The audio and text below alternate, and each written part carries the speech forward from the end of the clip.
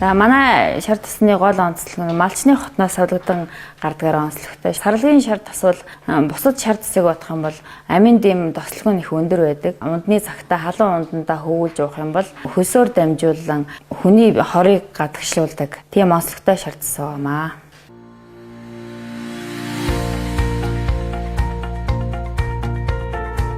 Сайн байна уу? Намайг Эг Чимэг гэдэг. Баянгор аймгийн Эрдэнэ цогц сумын эрх тамжи 5 дугаар огийн малчин эмэгтэй байна. Би 2020 онд хөдөлмөр халамж үйлчлэгээний газараас зарласан стартап уралдаанд оролцож, яг малчны хотноос шар тасаа савлан гаргах зорилготойгоор оролцоод эхний санхүүжилтээ аваа сургалтандаа хамрагдаад тэгээд тэрнээс хойш тасралтгүй сав баглаа бодлыг тал дээр өрмөө яаж гашууруулахгүй хадгалах тал дээр анхаарч 5 жил хөгжүүлж ирээд одоо ингээ худалдаанд гаргаад эхэлж байна. Тэгээ манай шар тасны онцлог нь болохоор яг малчныхаа хотноос савлж гаргадаг, шилэн ариутгаад ариун цэврийн шаардлага хангасан нөхцөлд савлан гаргадаг. Одоо бүх үйл ажиллагаанда хуванцар сав ашиглахгүй савлж гаргаж байгаа.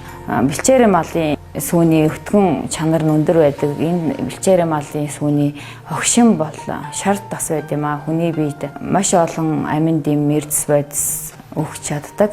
Манай шар тас өдөрт 5 грамаар хэрэглэдэг хүмүүст зориулаад жижиг хэвлсэн гаргасан. Тэгээд шилтэй болохоор 300 грамтай 500 грамаар савлагдан гарч байгаа. Цаашлаад шар сүүнийхаа бүтээгдэхүүн гаргаж эхэлж байгаа. Одоо сүүнд байдаг амин дэм эрдэс байдсын 58% шар сүүндээ үлддэг. Ийм сайхан бүтээгдэхүүнээрээ одоо эрдэнэ чихрийн оронд шар сүүний гатам, шар сүүний варен, шар сүүний дарс гэх мэтчлэн гаргах бэлтгэл ажил явагдаж байгаа. Манай шар тас болохоор хотод органик төв гэдэг яг нэг химийн орц найрлаггүй бүхэл органик бүтээгдэхүүн зардаг тэр төв дээр зарагддаг. Органик төвгүй пэйж хуудасаар оронгууд утас байгаа. Эсвэл чатаар холбогдоод хөрвөлдээр авчиж болно. Баянгортон бол их намын худалдааны төвөөр Баянгорт үйлдвэрлэгдэг гэсэн өөрсдийн үйлдвэрийн бүтээгдэхүүн барлуулдаг цэг дээр барлуулагдаж байна. За энэ манай сав баглаа бодлын талаар бол шилээ сайн чанарын шилийг ер нь уртлаас захиалж авдаг. Тэгээ шилээ хариутгаад тэгээд шилэн зориулаад ийм төсөлтэй стикер хотоос захиалгаж хийдэг яг энэ шошгын ярилга.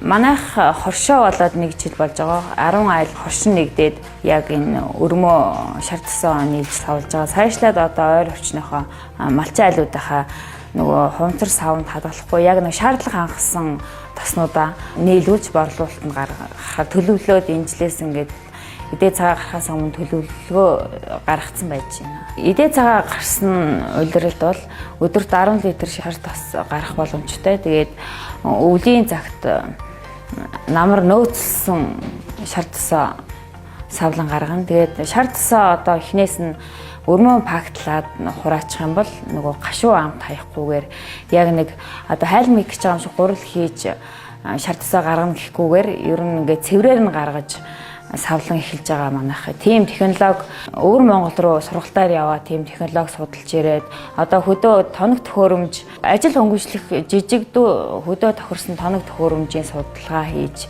яваад ирсэн. Тэгээд яг үйлдвэр үйлчлэгэн дээр ашиглаж байгаа. Одоо сүүлийн үеийн нарны цэник хураагуур бол боловсронгуй болцсон. Одоо 220 мараа өөртөө гаргадаг болцсон. Тэгээд газар ажилдаг тоног төхөөрөмжүүдийг ашиглаж байгаа. Тэгэл тог өсгөгчөөр ашиглаждаг. Цэцгийн ялгах машин хэрэглэж байна. Шил ариутгагч ашиглаж байна. Тэгээд шар сууны чихэр хийх тал дээр нөгөө газын тогоо ашиглаж байна. Тэгээд тэрнийг дагалдах бүх материал одоо нөгөө чихэр хэвлэгч байд юм уу? Бүх тоног төхөөрөмжийн ер нь бэлтгэсэн байгаа.